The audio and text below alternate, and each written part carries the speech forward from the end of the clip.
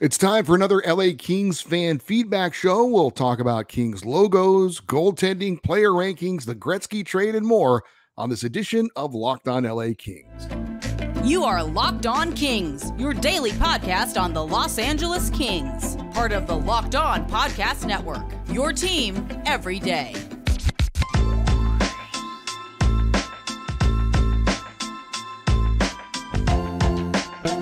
Hey, Kings fans, welcome to Locked On LA Kings, part of the Locked On Podcast Network, your team every day. Thanks for making Locked On LA Kings your first listen every day. We are free and available wherever you get your podcast. We would love for you to leave us a positive comment on Apple Podcasts if you're a fan of the show.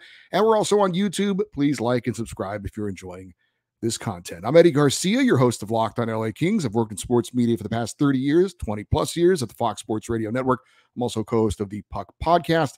It's a weekly NHL review show that's been putting out content for the past 17 years and a passionate LA Kings fan for 30 years. This episode is brought to you by FanDuel Sportsbook, official sportsbook of Locked On. Make every moment more. Visit FanDuel.com/LockedOn today to get started. It's time for another LA Kings fan feedback show. We've got lots of questions and comments to get to. Let's get right into them. As usual, we start with the emails.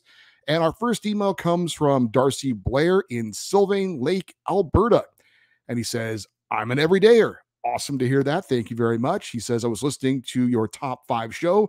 Loved your take on the current Kings logo. Got me thinking of my top 5 Kings logos. For me, my number 1 Kings logo is the crown from the 99 through 2002 seasons. My number 2 is the shield from the same seasons. I absolutely love those logos and uniforms and would like to see them as their everyday home and aways. Number 3 for me is the crown they wore in the 70s and early 80s. My number 4 is the Chevy logo of the Gretzky era. And 4A would be the Chevy logo on the 2021 Reverse Retro. My number 5 is the current logo. And the reason I like this one is the prominent LA and the shield look of the logo. Keep up the good work. Would love to see a show dedicated to the great jerseys the Kings have worn. Cheers and go Kings go. All right. Thank you, Darcy, for checking on that. Obviously, we had that top 5 show this past Monday. If you want to check that out, please go back and visit it. But we had some, more serious questions, top 5 forwards, centers, wingers, goaltenders in the NHL and where the Kings ranked and all of that. But there was also a couple of questions. One of them was top 5 mascots in the NHL and top 5 logos in the NHL. And I said the Kings' current logo I thought would be way down on the list. And it was like number 22 out of 32 NHL teams. But yeah, I'm not a big fan of the Kings' current logo. I've mentioned that before. I am wearing the hat, though, that has the Kings' current logo on it. Yeah, my top 2 Kings logos, I've always said this. I think they should go back to the crown. I like the crown from the old Forum blue and gold days, the original expansion crown. That's my favorite crown. The other crown they had, as you were talking about in the early 2000s, I guess it was, that would be my second choice, but I've always wanted the Kings to go back to a crown logo on their chest. I don't need to see LA. I don't need anything else, just the crown. After that, I would go with the Chevy logo, and then the current logo would be last for me. And actually, you know what? I think you brought up the shield, right? And it had the lion with the sunglasses, the sun. I think there was like some cross sticks or something. I'm not a big fan of that one. That would be slightly above our current logo for me. But I thank you, Darcy, for being an everydayer and for checking in on the Kings logos. Obviously, it's a very subjective thing. We all have our different views. And you expressed yours, which is what this show's all about. Our next email comes from Brian in Los Alamitos. And if I don't say the state, I think it goes without saying that that's California. Brian says, I was recently looking at the team's roster on the official Kings website and noticed that there is no second alternate captain. If I'm not mistaken, Philip Deneau wore the second A last season, but it's not indicated on the roster. Was this just an oversight, or is the second alternate captaincy up for grabs? If so, who do you think should wear the second A? Do you see anyone on the team with future captain potential aside from Drew Doughty?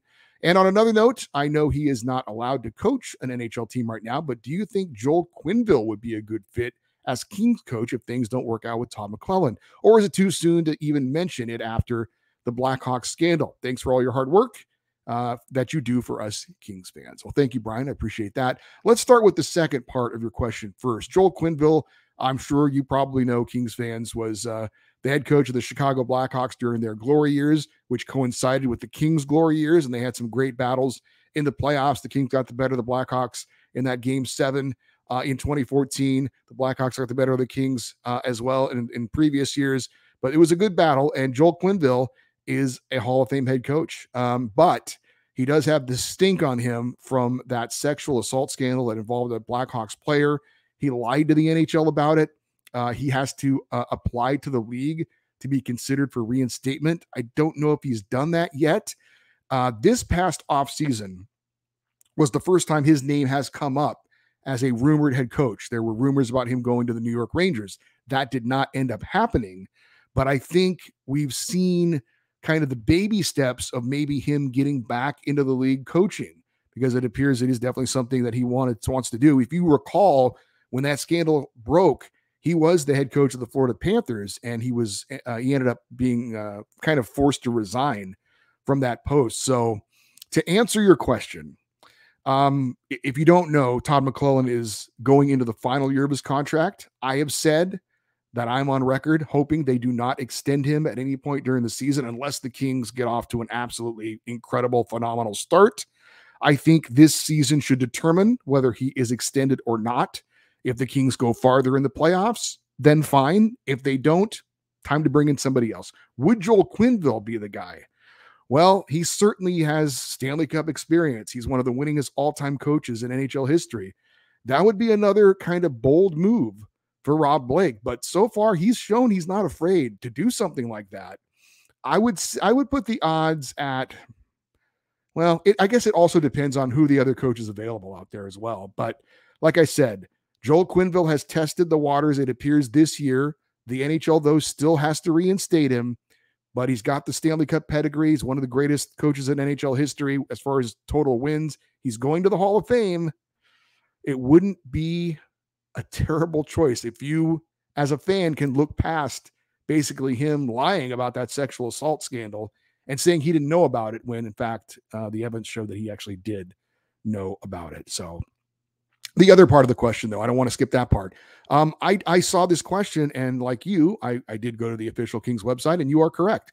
Andrei Kopitar on the Kings roster has a C. Drew Doughty has the A, but there is no A next to Phillip Danault. I would think, judging by that alternate captaincy is up for grabs, and I guess will have to be earned. I have always said I believe captaincies and alternate captains should be voted on by the players. I don't think that should be a management issue. I think the players know who the leaders are, and they should vote on who the leaders should be. I don't know that the Kings do it that way, but we know Drew Doughty is going to be an alternate. We know Kopitar obviously is going to be the captain, but who's going to be the other alternate captain? I would think Phillip Danault would be at the top of the list. Maybe an Adrian Kempe is kind of the next generation of leaders for the LA Kings. Maybe he would be in consideration, but I would be surprised if Phillip Danault doesn't get it. From everything I have known about him, he's very popular with the team, is a team first kind of a guy.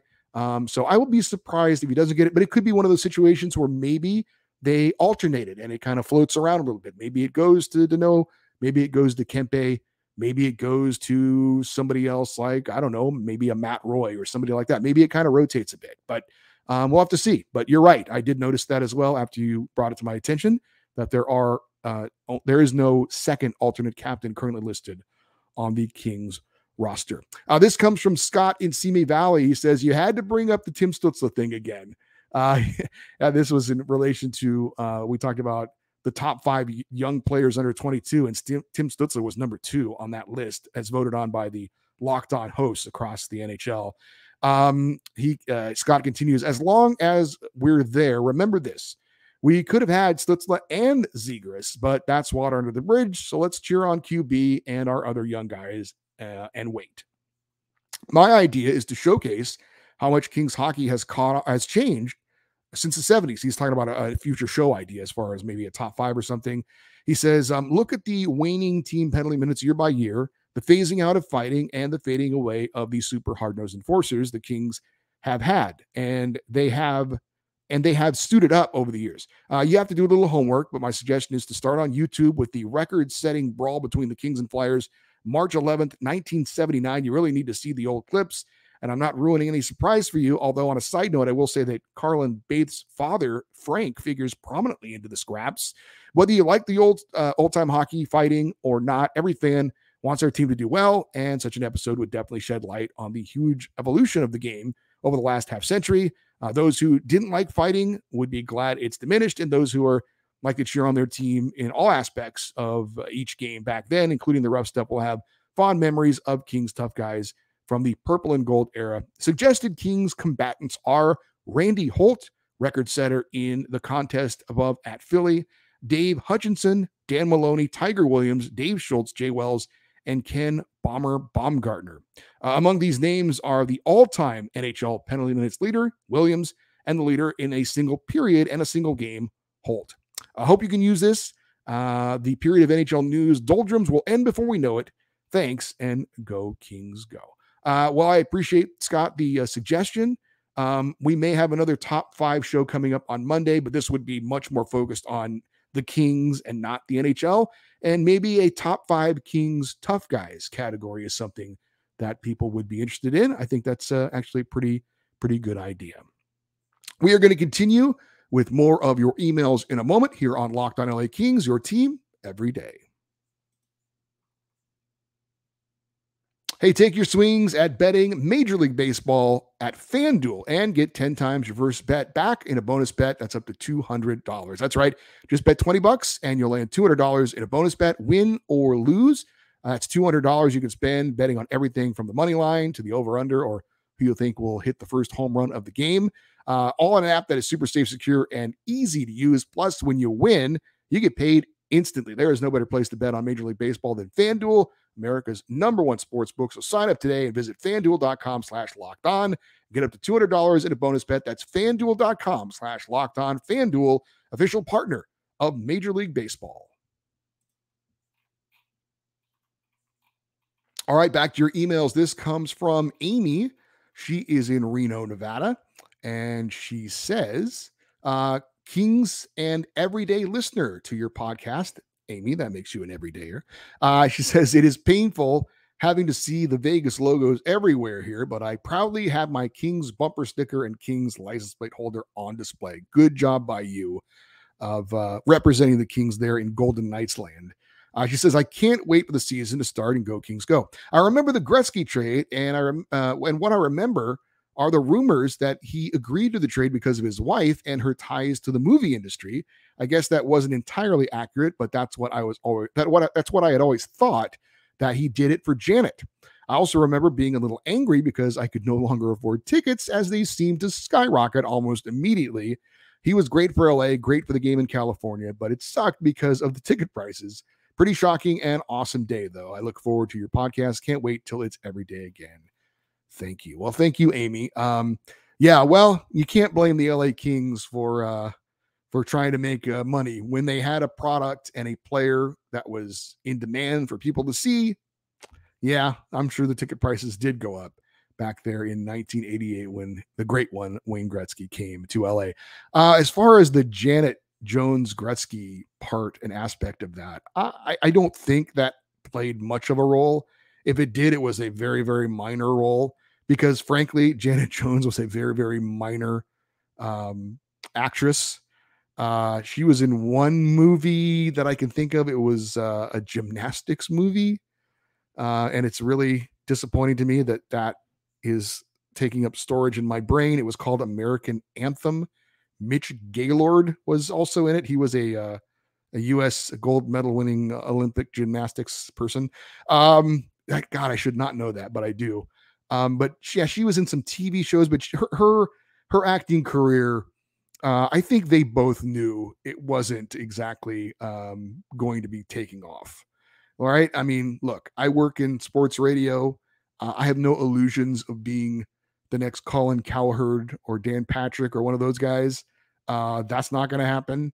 And I'm fine with that. I'm perfectly fine in the role that I'm in, which is a lesser role of like news guy, sidekick, sometimes fill-in host, but I am on the overnight shift. So I know who I am. I think Janet Jones knew who she was as an actress, and it wasn't going to be what was going to be a big part of their lives. And I think very shortly after that, I think as Ted Sobel mentioned, she got pregnant and became a mom and a wife. And I think I don't even know if she acted much after that. So I think there were some people in Canada that wanted to blame, as he said, the Yoko Ono for breaking up the Beatles, breaking up the Oilers, if you know that reference. So, but I don't think that really played much of a role.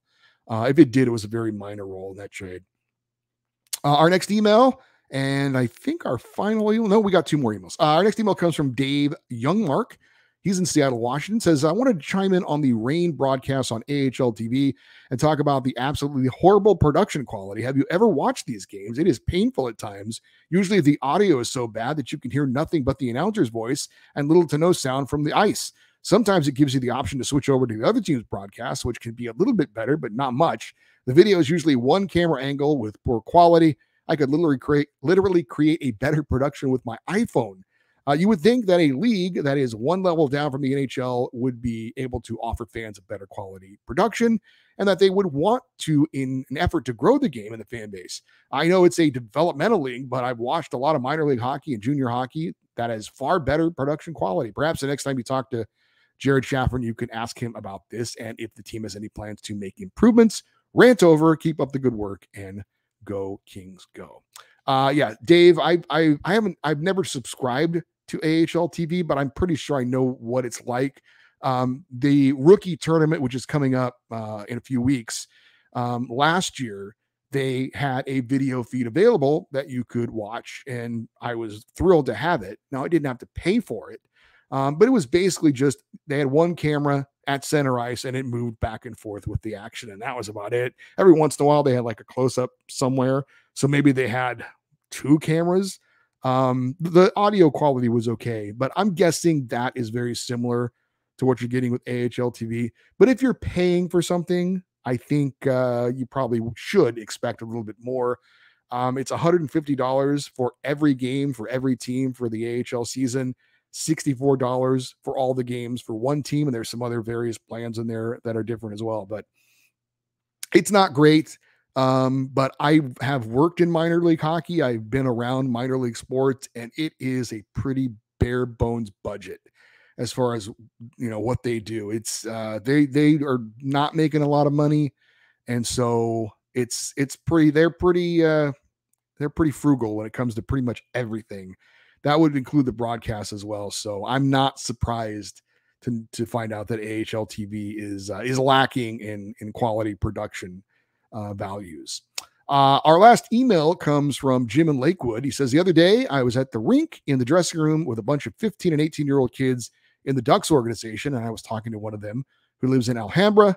I was asking him, just out of curiosity, how many kids at his school of 2,000, which is Alhambra High School, know or care about the Kings or hockey in general. Then I asked him to ask 5 kids randomly who Connor McDavid was, and let's see who knows who he is. Long story short, nobody knew who Connor McDavid was, and nobody cared about the Kings. The point being, nothing against our great city of Los Angeles, but this is a Laker and Dodger town. I can rest assured that and we all know that every single one of those kids has Dodger blue or Lakers yellow. Nothing against those teams or the city, but what people said about this not being a hockey town is quite obvious. But who cares? It's our hockey town and our team. So that's he says, I love Ted, and the interview with Jim was great. I would certainly grab his book. He mentioned 29 times when it comes out. He seems like a real humble and prepared and professional. Love that dude. Thanks again, and go Kings go. Well, first of all, Ted Sobel's book is out. It's been out for some time. It's called Touching Greatness. So you can't, I think he only mentioned it twice. He didn't mention it 29 times. Look, he's trying to sell some books. That's fine. That's part of the deal. Can't blame a guy for trying to get some money into his pocket. So you can get that book now if you want, Jim. As far as the little experiment you put together, talking to some kids, and I guess them asking their classmates. It's a pretty unscientific sample size. I think you'd also have to ask those same kids, do you care about the Dodgers, the Lakers? Do you know who Freddie Freeman is? Do you know who Anthony Davis is? I'm guessing they probably don't know who those guys are either. Now, they might know LeBron James because he's a superstar, and maybe Mookie Betts, who has a funny name and is a pretty big player. But I don't know. You'd have to. It's like I said, your little experiment wasn't all that scientific. And if you ask just random high school kids in Boston, are they all going to know who David Pasternak is? Now I know you're from Boston, that's why I said that.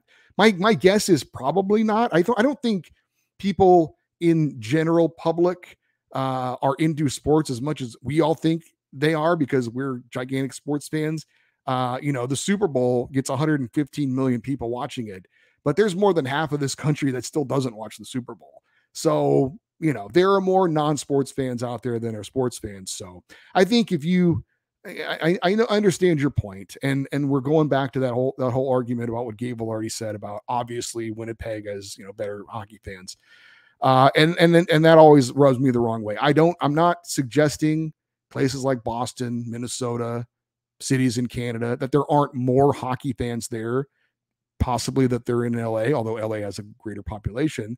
But just the whole concept of the whole idea of if you're from Boston, if you're from Minnesota, if you're from Canada, that makes you a better hockey fan than someone in LA or Vegas or Dallas or whatever. I don't buy that. Yeah, there are probably more of them. Yes, it certainly gets covered differently in the media, but I don't know. I push back against that kind of thing. So, but I'm from California and I'm a Kings fan, so of course I am. We're going to get to the YouTube comments here in just a second here on Locked on LA Kings, your team every day.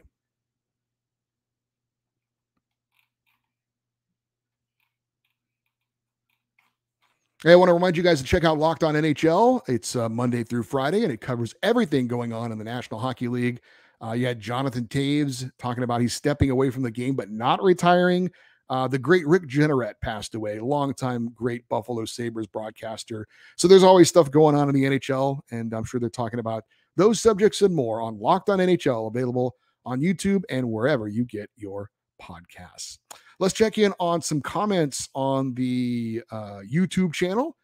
This comes from Brian Henderson, 643. He says, "Hey, Eddie, every day you're here."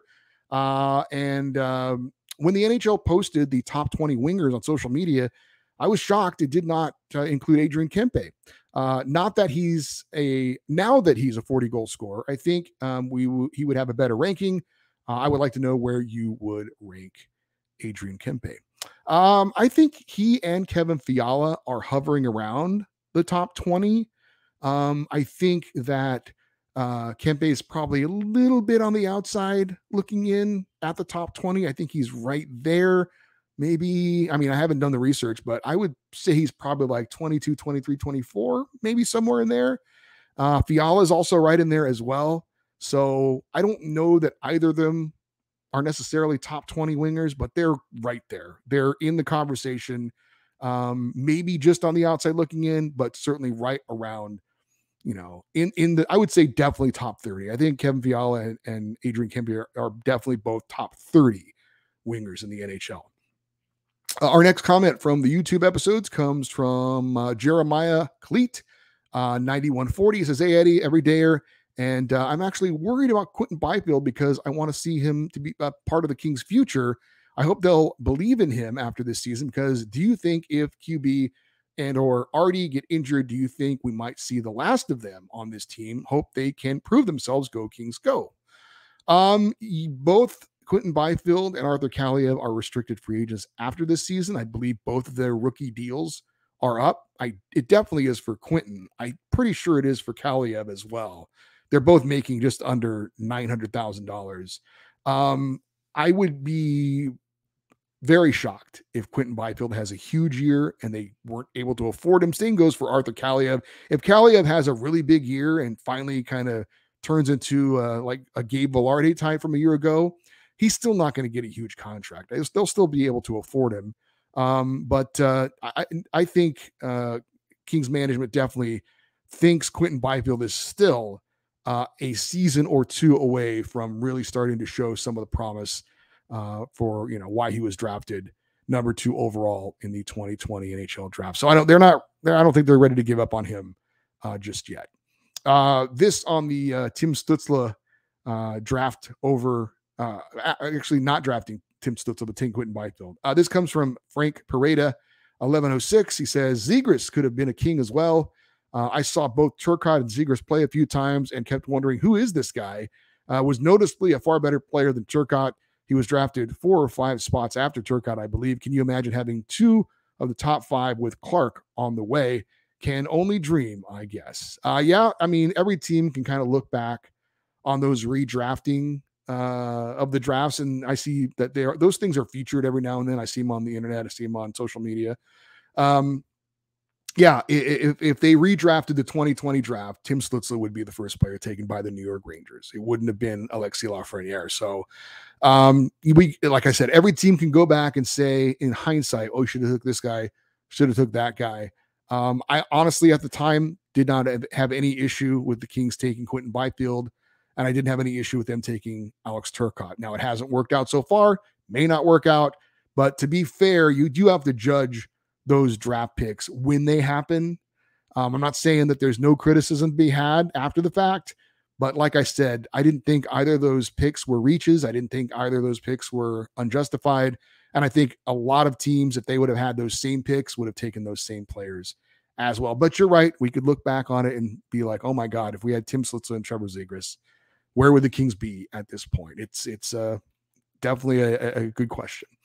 More from the YouTube channel. This comes from Big Lebowski 3961. He says, I personally like old school logos like the Blackhawks, Montreal, even the Whalers and the Nordiques, who are no longer in the NHL.